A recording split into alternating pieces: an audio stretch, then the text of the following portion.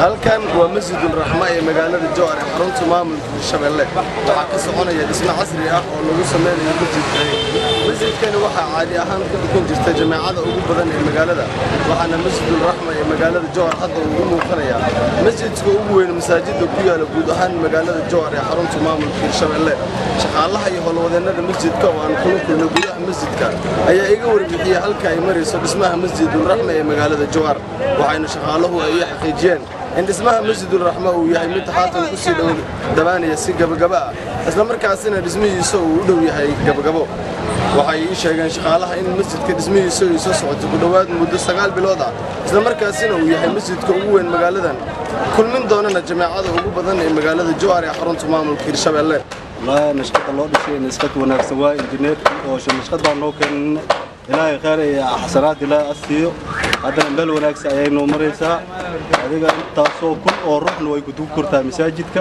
masjid sidaan oo kale ilaa hadda lama arkin waa dhismadii ugu horeysay oo Jowhar laga dhiso alhamdulillah masjidka dadkii ilaahay khayr ajir iyo xasanaad ilaa asiyo intii gacan ka geysatay intii oo wax soo dhiibatay ilaahay khayr ka siiyo alxamdulillah nin walba wuxuu sameesto aakhire aga horeeyaan والله هذا الشقة وحوش عيا بشي سجالات عن هذا وضنا marka shaqadii sana si wanaagsan ay ku dhamaatay waqti la bilaabo ilaa hadda bishii sagaalaad la maro 9 bilood shaqadii socotaan shaqada masaajidka aad iyo aad u wanaagsan tahay markaas aan ilaahay dartiisa ku shaqeynaa ina jeclaa bishii sagaalaad inuu socdo masaajidka haddana gowgab u yahay dadka oo ku tukadoono safuuftii waa adiga 150 ashii biyaan waxay tagaysaa 750 waa masjidka sidii aan shaqad fiican baa loo dhisay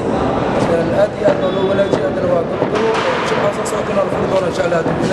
ninka kale ganacsatada oo kamid ah jamaacada ku soo tukata masjidul raxma ee magaalada Jowhar ayaa la hadlay telefishinka bulsho waxa ay sheegeen in dhismaha masjidka hadda uu yahay mid gabagaba ah isla markaana ay ku faraxsan yihiin in masjid caynkani oo kala ah lagu dhiso magaalada Jowhar gaar ahaan suuqa weyn ee magaalada ganacsatada ayaa waxay u mahad celiyeen dadkii ka qayb qaatay dhismaha masjidkani waxa ay sheegeen in sadaqada ay baxsadeen ay tahay sadaqa jaari ah isla markaana u socod doonto inta masjidkani lagu tukanayo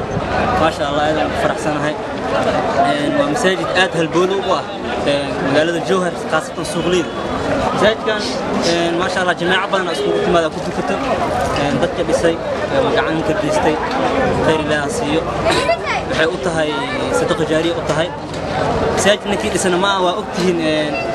ajirkiisa ajir weyn uu yahay waa sadaqo jaariye ah halkaan ma soo koobi karo aadan ugu faraxsanahay masaajidka weyn ee Hantoodaag